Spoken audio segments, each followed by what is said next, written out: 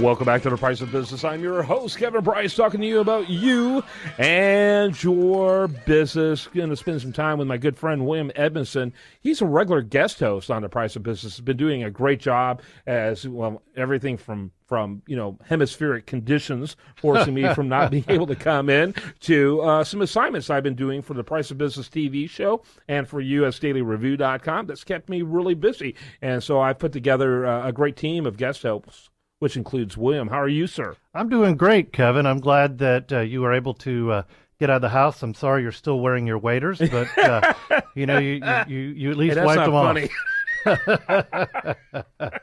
Hey, kind of give us, first of all, your personal story. Tell us a little bit about your background. And I know this year has been a very dynamic and interesting year, particularly the last 12 months, not just, 2016, the last 12 months. But tell us a little bit about your background, your story that as we've known you for years as the CEO over there at Abbey Executive Suites, long-term contributor in that capacity. But kind of give us that background, but plus what's happened over the last 12 months that I think is extraordinary. Yeah, I'd be glad to. It's kind of exciting.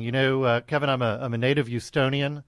I went off to SMU to go to college and studied advertising. My first job out of school was at an ad agency. I was hired away by my client, Embassy Suites, and I went to the hotel industry. Oddly enough, my family had some hotels when I was growing up in Houston, and I had glamour jobs like repairing air conditioners and cleaning the pool. So here I was back into the hotel industry, and you're Mr. Hospitality, aren't you? Absolutely, and it was really great is that I had opportunities in the company.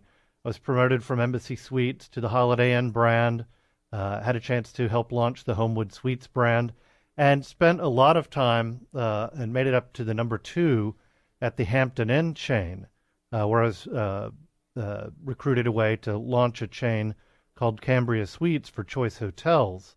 And really, the hospitality mindset goes across all customer-facing businesses. And the things that I learned are just so transferable, whether it be how to take care of customers, how to have your service in place, down to all of the management things and so on. That brought me back to Houston, where I took over a brand called Abbey Executive Suites, which is how I met you, being on the show with Abbey. And at Abbey, I had the opportunity to expand the brand, change the culture. Because to me, culture is a very important part of what you do. Change the culture, change the pricing, put together a new prototype for our locations. Did you make the pricing more competitive or higher? I made it Which more can competitive. be more competitive. Here's the trick is when I got there was a lot of discounted pricing. What I did is I came in and I improved the level of the product, I increased the value, and we sold on price value. So we were making a lot more money for the stakeholders, the owner in the end, but it was getting that confidence in our employees. And when the team is confident about what they're doing, they take better care of the customers, and everybody wins. Yeah. And I'm sorry, you were saying some other things that happened during your tenure, which was great. Yeah, no. Amazing story, actually. Gosh, at Abbey, it was, I'm very thankful for that opportunity. Having been in big corporations, I got to come in, run a small business. I learned very early in my first week that if I picked up the phone to call HR or the legal department, my other line would ring. Yeah. So, it's very different dynamic. And I really learned a lot about business because it was a much smaller dynamic. It was. Yeah. But it's a lot deeper. So as president and CEO of a company with between 60 and 70 employees, it's a very different experience than running a brand or a part of something that's in a bigger company. What's amazing about it, though, is your ability to be able to really see what kind of difference you personally make.